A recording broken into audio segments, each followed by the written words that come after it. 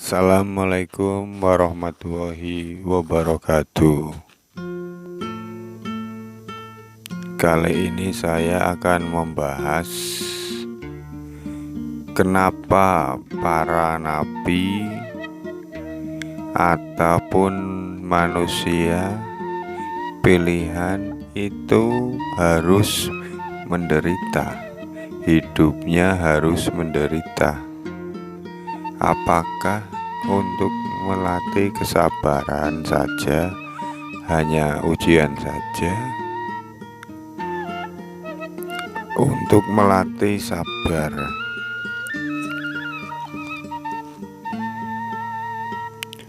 ataukah hanya sebatas itu untuk mendekatkan diri kepada Allah Subhanahu wa Ta'ala?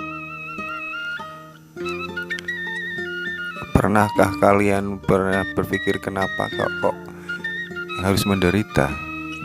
Ini sebenarnya jawabannya ini berkaitan dengan puncak ilmu hakikat.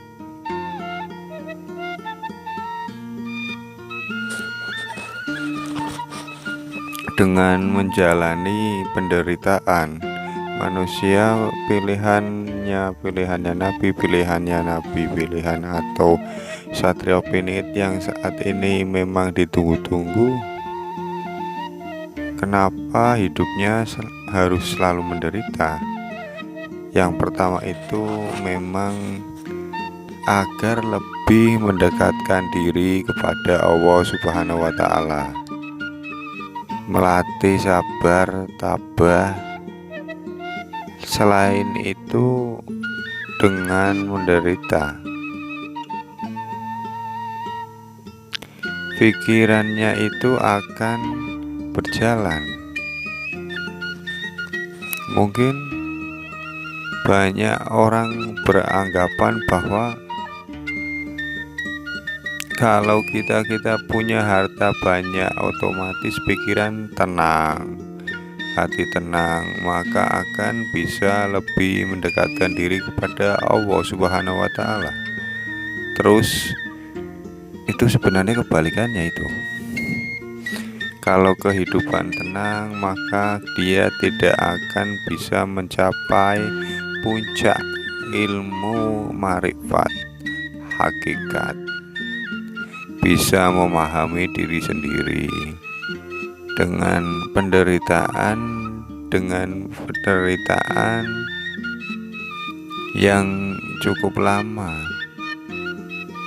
maka manusia itu akan berpikir, merasakan rasa itu jadi lebih peka.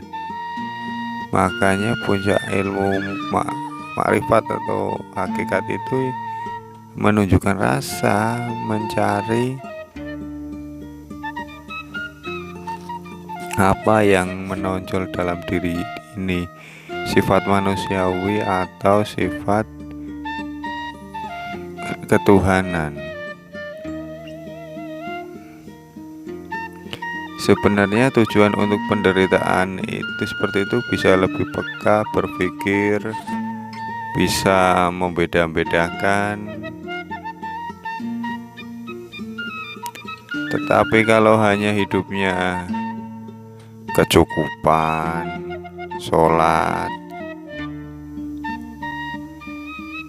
mendekatkan diri, tetapi untuk rasa ilmu atau bisa mengenal diri sendiri itu sangatlah sulit. Dengan penderitaan ini bisa membandingkan, oh kok seperti ini, kejadian ini seperti ini, kejadian ini yang lain seperti ini. Disitulah rasa itu akan timbul, memahami. Oh, yang berarti menonjol itu yang seperti ini, sifat dunia itu seperti ini, sifat manusiawi itu seperti ini. Kalau yang menonjol itu sifat ini, kalau yang sudah peka ini ya bisa membedakan. Kalau yang menonjol sifat yawi maka dia akan sangat menderita waktu menjalankan ya ilmu hakikat ini. Bukan mengamalkan loh, waktu menjalankan untuk mencapai titiknya ini ya. Kalau yang muncul sifat manusia, dia akan sangat menderita, tidak tenang. Tetapi kalau yang muncul sifatnya Allah atau kebaikan, dia akan tenang. Hidup tidak akan gersulo ngeluh, tidak akan berharap. Intinya yang ada sekarang ini ya dijalankan seperti itu. Tetapi kalau yang muncul sifat duniawi, aduh, ini akan gelisah, terlalu gersulo ini, nggak tenang pikiran, kemana-mana. Itulah tujuannya kenapa manusia pilihan, nabi atau yang lain lah, pokoknya pilihan lah, hidupnya itu harus menderita.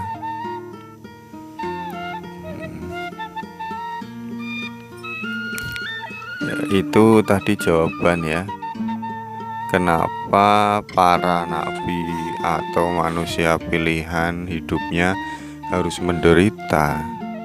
Dan inilah puncak dari ilmu hakikat. Makanya tidak mudah untuk mencapai puncak ilmu hakikat ya. Kalau sudah memahami diri sendiri, maka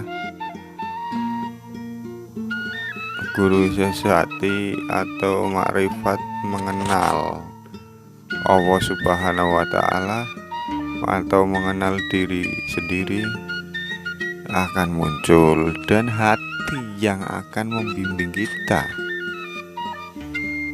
Perbuatan yang tidak baik, hati akan berbicara.